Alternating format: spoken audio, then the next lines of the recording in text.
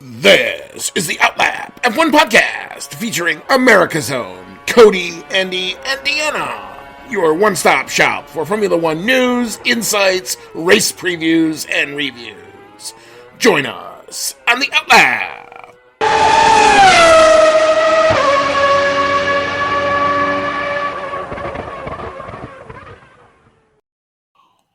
What is up, Outlap F1 Nation? This is Season 6, Episode 34 of the Outlap F1 podcast, as I am updating that in my title slide right now. It's the 2024 Do Not Ask Me to Spell Azerbaijan, but that's where we're going. Azerbaijan, a.k.a. the Baku GP. That's a lot easier to say.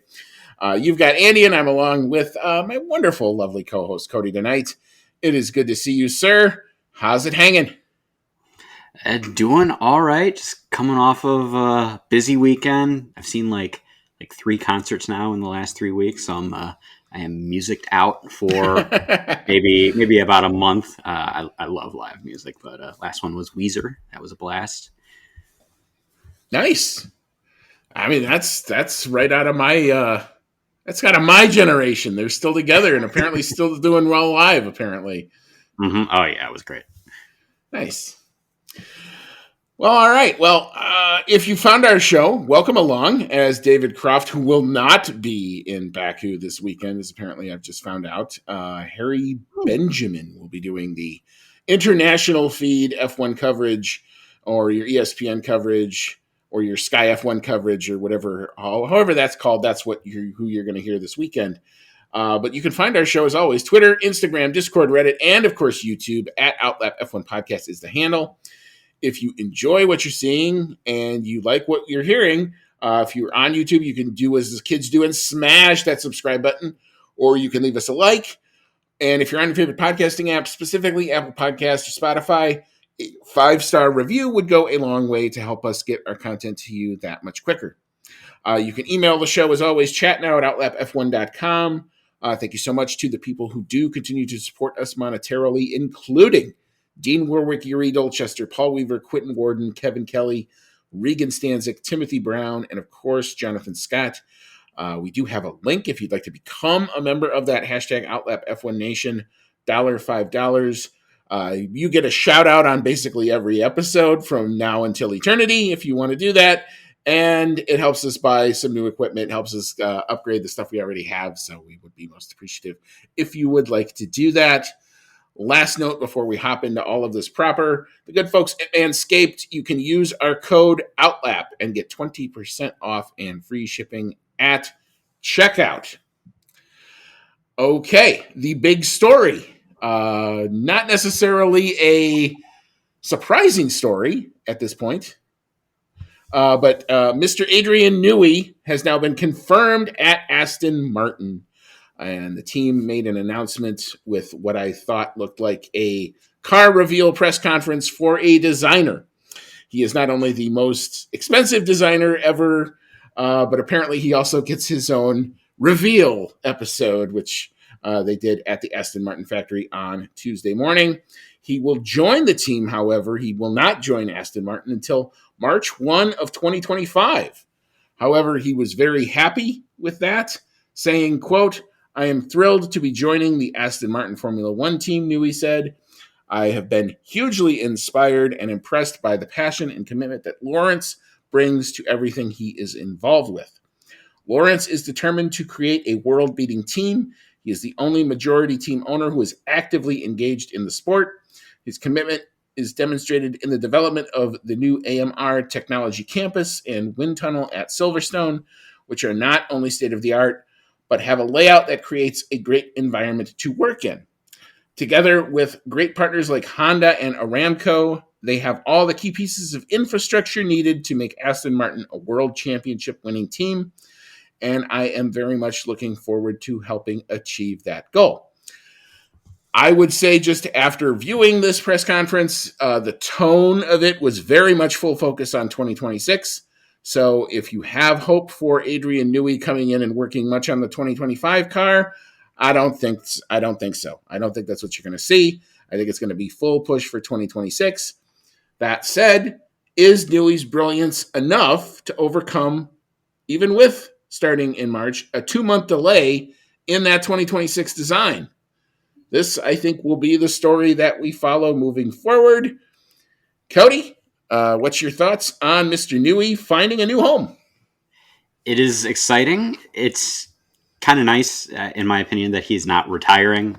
He is very celebrated in the Formula One community as being one of the greatest car designers of all time. So it is cool that he is going to another team, and maybe will work some magic and help them go towards the front of the grid.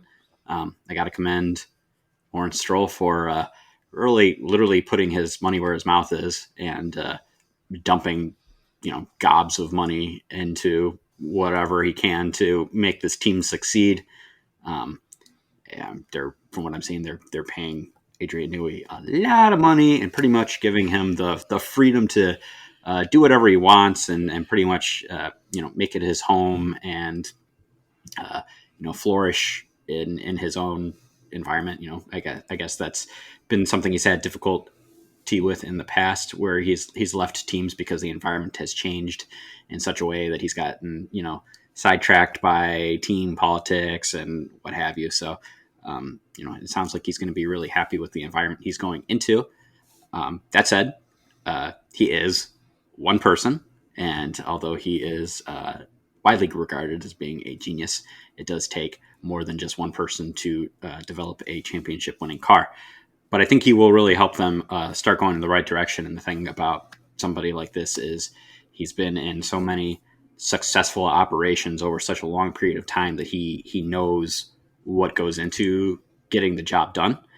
And so I think that will be a really good driving force in Aston Martin and in getting them heading in that direction as being a true championship contender. I do agree with you that it's going to be all 2026 and beyond, though, with him. The fact that he's coming in March, pretty much right around when the season is going to be starting for 2025, he's not going to have any input into the 2025 car, that's going to be launched. I really doubt he's going to have significant input into the development of that car, because Aston Martin's probably just going to chalk up 2025 as a lost season, I guess, in a lot of ways. But I would really expect him to have, as much input as he can on the 2026 car, and for them to focus pretty much all of their budget for next year into that. Yeah, I mean, you got to think that that's going to be where the push is going to come from. And yeah, I mean, it's a couple months, but it's also Adrian Newey. I mean, they can start the plans, and where I think he has always excelled is coming in and adding the Newey touch to the aero package. And he's definitely going to have enough time in 2025 with that team in order to do that. Even if, for whatever reason, the 2026 car isn't always great at the beginning, I would almost expect them at some point to pull a McLaren and say, here's race 5 and here's the real car, with the Adrian Newey stamp of approval on it, that you're going to see, and maybe it changes their trajectory big time. Definitely looks like it's going to keep Fernando Alonso around for another couple of years. So that is interesting to see. However, I think we're going to have to deal with Lance Stroll being on that team. It does not sound from anywhere that I've read or anything that I have seen that was going to change. So big shocker. Yeah, I know. He's just so hard to root for. It's the only part of this that I don't necessarily like. I do like the fact that he's going away from one of the big powerhouse teams into a team that can get lifted up. And the more competitive teams we have at the front, especially going into 2026, the better it's all going to be for F1 across the board. So I'm happy about it for that. The interesting thing, because they've given him so much money, that's going to actually, it's going to have to affect the cost cap, because he's not a driver. The driver's salaries are exempt. Your chief head designer is not exempt from the cost cap. So it's like, going to be interesting to see how they handle that.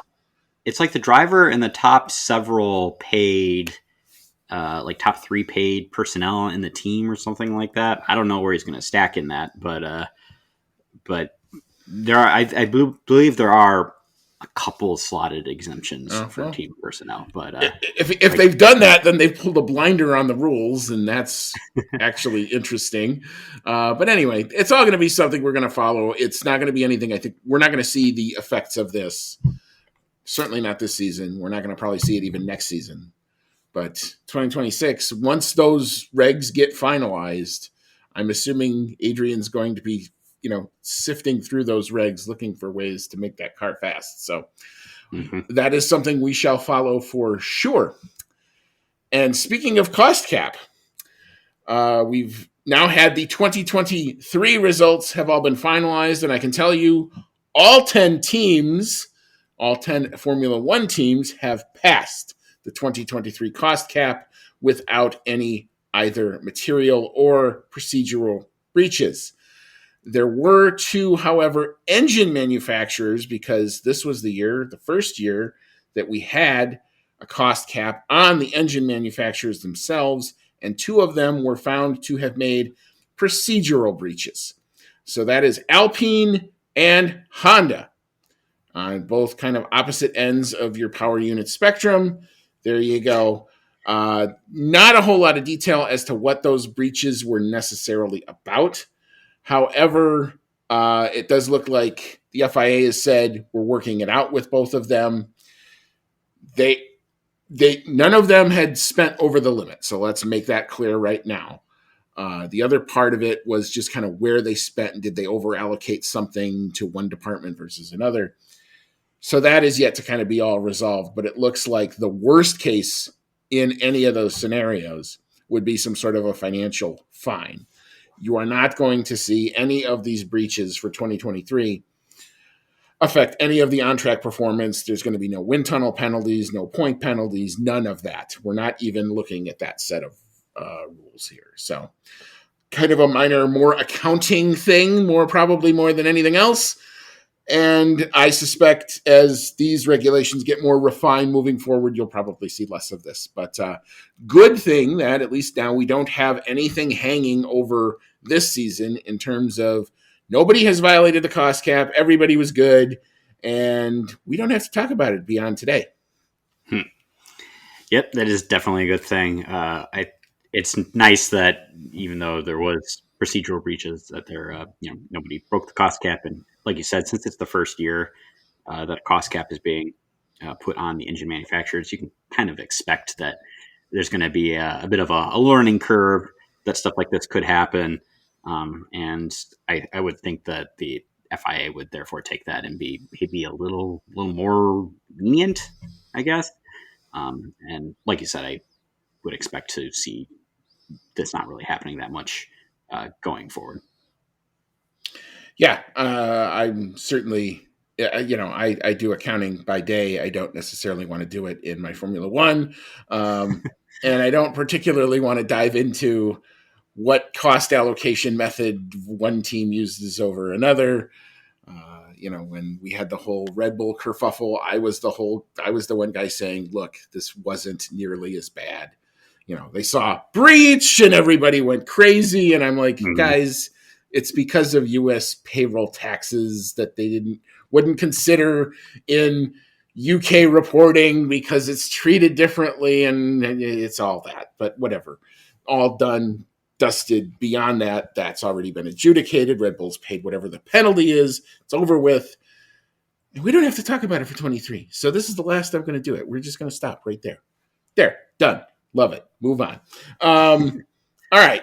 So we're going to just kind of focus right in on the weekend that is coming at us. We're going to drop our green flag. And so, Cody, tell us about the Baku GP, the Baku City Circuit located in Azerbaijan. All right. As you said, this weekend we are racing around the Baku City Circuit located in the city of Baku, Azerbaijan.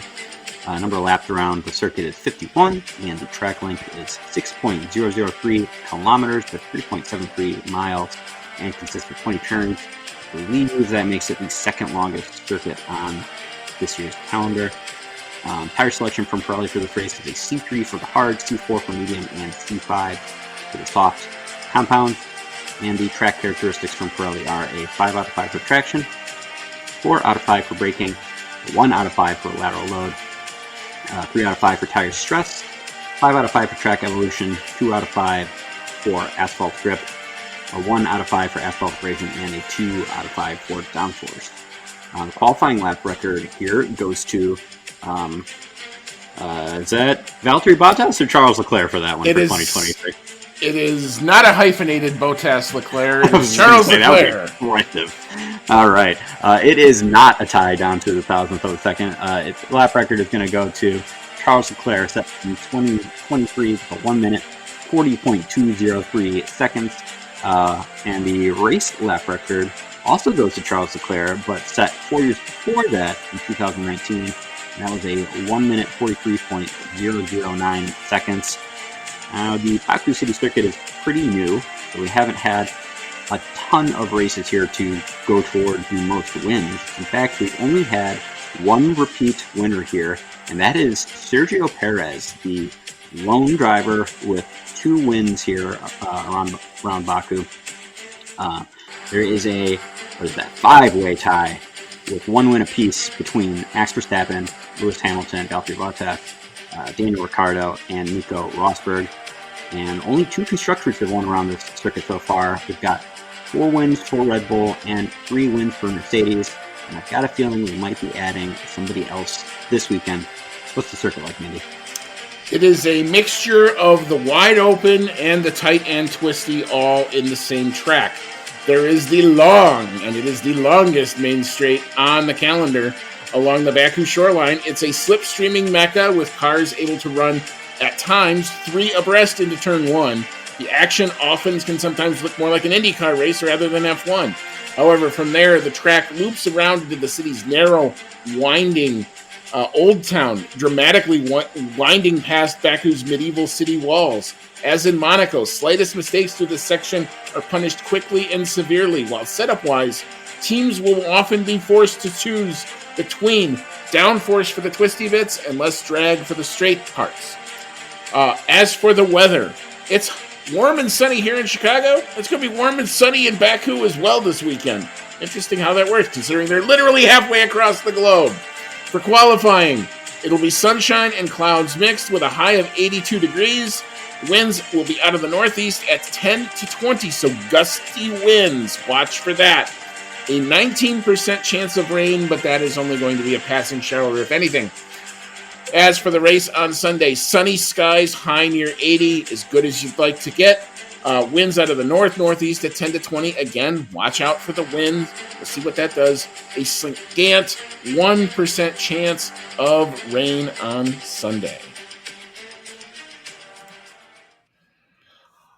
All right, so we're going to take a quick break. We will re-rack. We will come back, and we're going to get into our predictions. And God help me, I got to do better than last time. Can only be up from last time. Anything's better than nothing. So we'll come back. We'll get into that, and we'll see where we're going. And then we'll tell you when and where to watch your F1. Set your alarm clocks early this weekend, folks. It's going to be an early risers race this weekend. You are listening to the Outlap F1 podcast, and we'll be right back after this quick pit stop.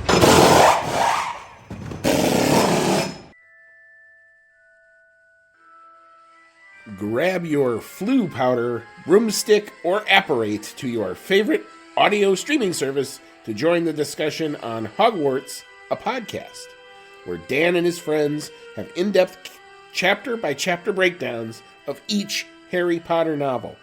Join the group as they dive into the magical world and discuss plot points, analyze character development, and occasionally go off the rails.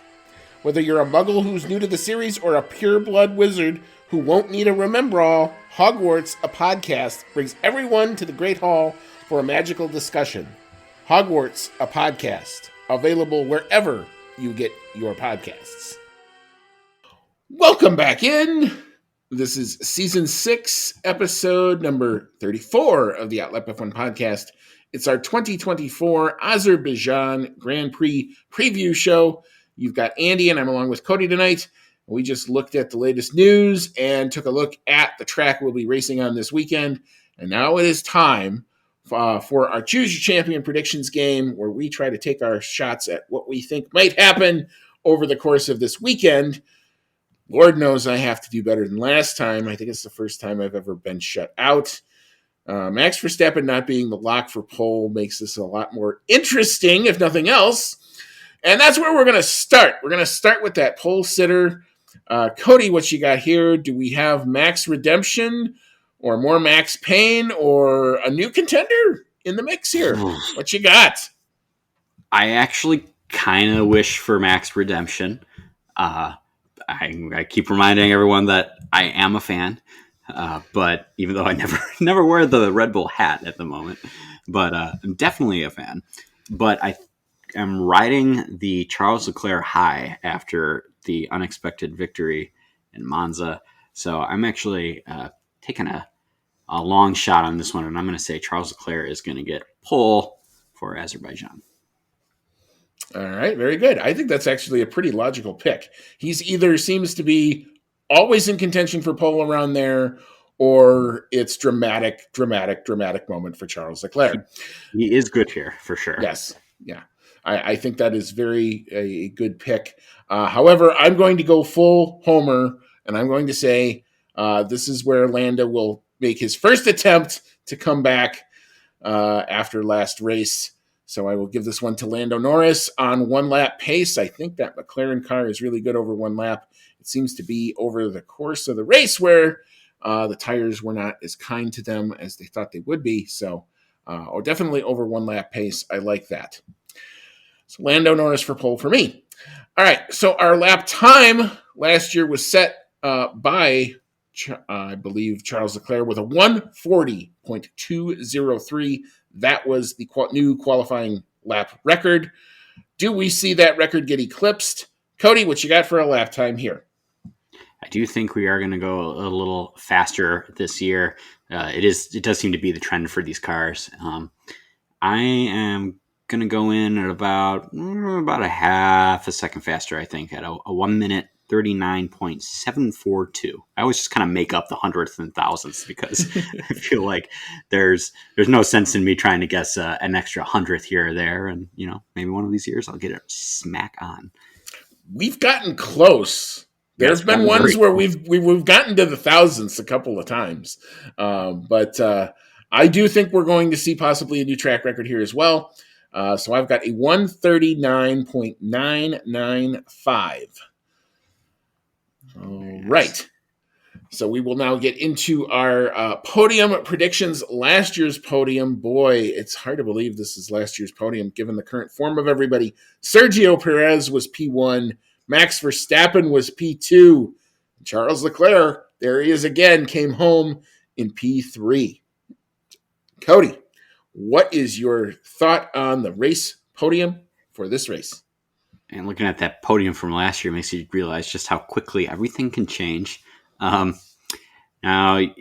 you're looking at, you can see on the screen here what we've got. I have a decided lack of Lando Norris on the podium, and I have a little bit of a prediction to go with that. My prediction is that it's going to be, for P1, 2, 3, it's going to be Oscar Piastri, Charles Leclerc, and Max Verstappen. I have a feeling that after what happened at the last race, Lando Norris is going to be steaming a little bit, and he's going to be going into this thinking like, I have to prove myself as the leader of this team, and he's going to be a little reckless. And this is not a great track to be a little reckless at. It has some very tight spots, some very tight, difficult turns that don't fit a lot of cars, and he is, I hate to say it, notoriously not the greatest on lap one. So I am predicting some Lando Norris damage on lap one, and I think that's going to screw over his race, unfortunately. Well, as they say, that's why they play the game. We will see. You make a lot of logical sense. There is certainly, you have support behind your prediction there. I also hope you are also very wrong. Me too, honestly. But we'll see. If there is more McLaren drama, of course we will cover it like we always do. We will talk about it, and we will figure out what They could have done better. What Lando could have done better if that's the case. However, I'm not going there. I'm going to say full homer here. I think this is where, if we're going to have any chance of a championship, it has to come here. It's got to be here. So I do want to predict it because I do want to see a championship, despite my rant last time out, where I was saying they shouldn't do the team orders bit. I do want to see a championship. I want them to get to that point where it is close enough to really get behind a driver in Lando Norris and go full in on a Drivers' World Championship. So I'm going to say he gets it done here in Azerbaijan with hopefully the quickest car. But I do think who is chasing him is going to be different. That Ferrari pace in Monza, this is a track that's pretty close to that. So I think along the straights, they're going to stick with him. I think Lando's going to have to earn it. It might be one of those he loses it on lap 1 and has to go get it back later type races. Let's see. It's always drama-filled when Lando's in the mix. Let's put it that way. But I got Charles Leclerc coming home in P2. And I think this Red Bull pain is real. I mean, they're all saying it. Sergio Perez is saying it. Everybody who's smart that I read seems to be saying this is a real thing. So I don't even have a Red Bull on the podium. I can't believe I'm saying that. But I've got George Russell coming home in P3 as well. So Norris, Leclerc, Russell. All right. So we will now go into our fastest lap and the driver. The 2023 fastest lap was set by that aforementioned George Russell, a 1:43.370. Cody, what you got here for fastest lap, and who you got making it? I agree with you that Ferrari's pace after Monza is good, and so I think they're going to be pretty fast during the race here. I've got Carlos Sainz setting the fastest lap of the race, and I've got it at just about the same time as last year. I'm going with a 1 minute 43.400. All right, very good. I also have a Ferrari, but I've got the other one. I think Charles Leclerc will probably pip this fastest lap. Maybe even on the last lap, it might come down to one of those types of things. So I've got Charles Leclerc setting it a 1:43.100, slightly faster than you there. All right, so we will now move into our bonus picks. And I have selected, since I have the distinctive honor of being dead last, so I'm going to go P6, P7, P8 for the bonus picks this time. And I'll go first with this one. I can't have that, can I? I can't do both. Cody, go first. You could double dip. No, I'm not going to do that. Hang on. Hold, please. But go ahead. Make yours. Sure. So the 6, 7, 8 is kind of an interesting one because it's like kind of the end of those, top 4 teams where you might get someone sneaking in if someone has an off day.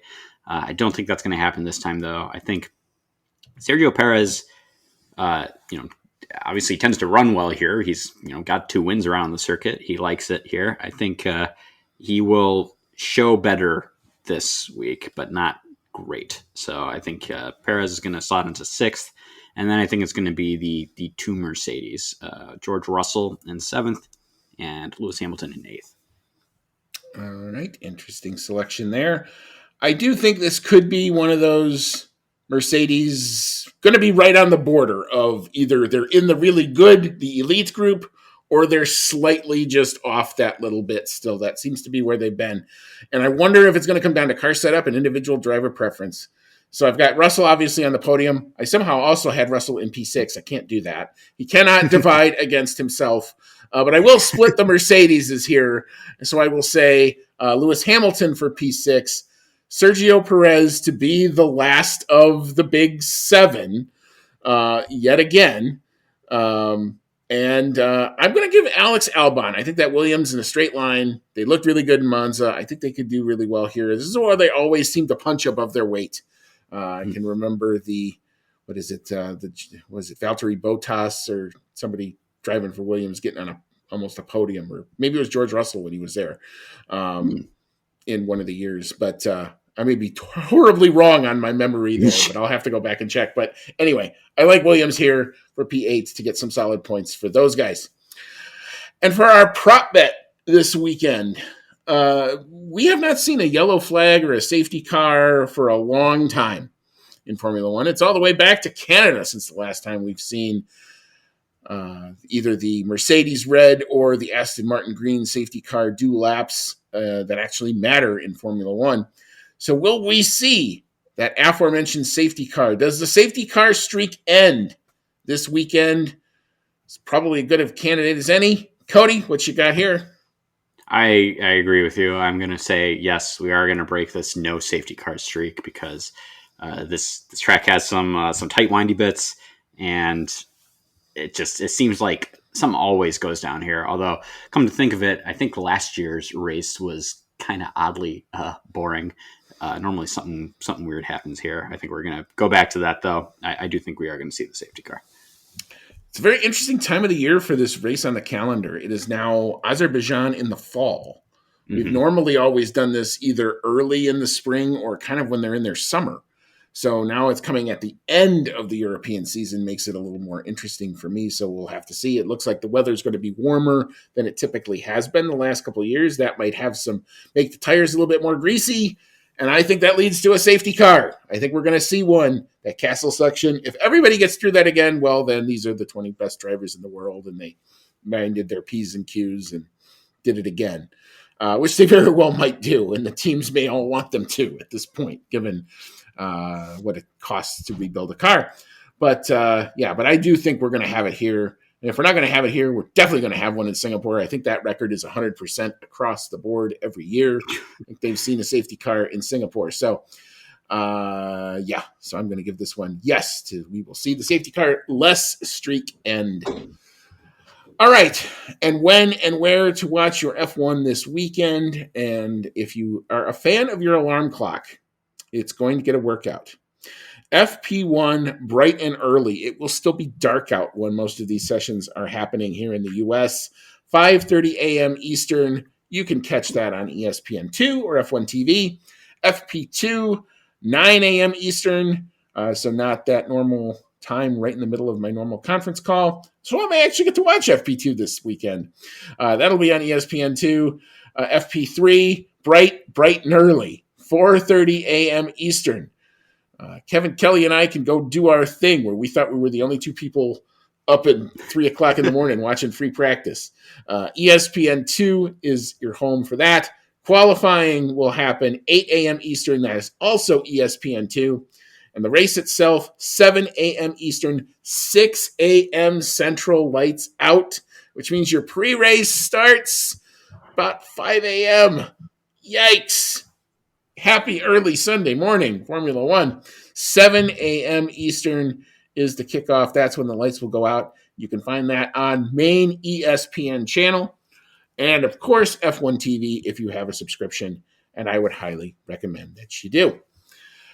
All right, Cody, any final thoughts as we look forward to this next round? Azerbaijan awaits, the Castle section, all the twisty bits, and that long straightaway. What's your thought on this race? This is one of those races that looks really cool on TV with all like the kind of classic, like the castle section, like you're saying, the classic architecture and stuff like that.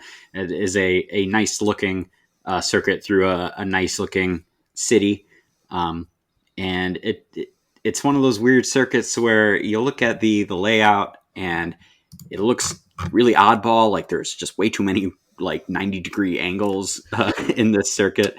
But it turns out to usually make for a pretty good race anyway. So I am looking forward to it. Hopefully it's more exciting than last year where, Perez and Max just kind of romp away with it. But I think it should be all right. And then just a little follow-up on something from our last show. I did ask the question when when was the last time a driver won the Drivers' Championship and finished, or the constructors. Let me restart this because I got so tongue-tied there. When was the last time a driver won the Drivers' Championship and their team finished outside the top two for the constructors? There we go. And as it turns out, I did do the research for anybody who likes trivia out there. Turns out it's only ever happened twice, and it was in back-to-back years. 1982, Keke Rosberg won the Drivers' Championship, and his team Williams finished fourth in the constructors. And then the following year, Nelson Piquet won the Drivers' Championship, and his team, Brabham, finished third. So that's the only two times it's happened. So it's been over 40 years, and it's very possible we could see that with Max Verstappen winning the driver's title and Red Bull finishing outside the top 2. So, yeah, just anyone who likes trivia out there. I'm a big trivia buff, so I thought it was a little fun doing the research on that. Now that I've actually listened to your question, I should have answered it better. I just heard driver and constructor not in top 2, and that's why I thought Lewis Hamilton with McLaren the year they got kicked out. But Gotcha. No, you are correct. He did not win the championship that year. That was 2007. That was the Alonso year. That was the year he beached it in China and let Kimi Räikkönen back in. And then that happened. And then Brazil did not go well for him. Yes, the rest was history. And then he redeemed himself in 2008 with that epic race when the rain started and all of that. And the career of when Lewis Hamilton was off and running after that point. But so this is always one of those interesting races. We do have an F2 on the docket this weekend as well. It's the IndyCar finale in Nashville. We will see if Alex Palou basically starts the race. He pretty much wins the championship, but it's an oval race, the last race of the year. Everybody else is going to be going flat out to try to take a race win. So lots of stories up and down the IndyCar paddock as well this weekend. And if you're into American football, it's week 2 of the NFL. So there's also that all there for you. But you get your F1 fix out of the way early, or you can sleep in and watch it on demand. I mean, that's the thing. You are in control there. But we will hopefully be back either Sunday night or maybe Monday, because speaking of American football, the local team will be playing when we're normally recording. So we shall see when we will actually get our review done. Do tend to want to watch that, because that's usually compelling. It's the two things that kind of make me really emotional. Formula One in the morning and then the NFL at night. So people will think I'm crazy all day long in this building. But, however, that's how we roll. So we will figure out when exactly we're going to get that to you. But we'll definitely do a recap of the Azerbaijan race. And then we've got a back-to-back as we then go from here to Singapore. So lots of F1 stuff happening. We will be all there for it all of the time. For Cody, it's Andy. Enjoy this race weekend. We'll catch you on the back end. And as always, may all your laps be fast.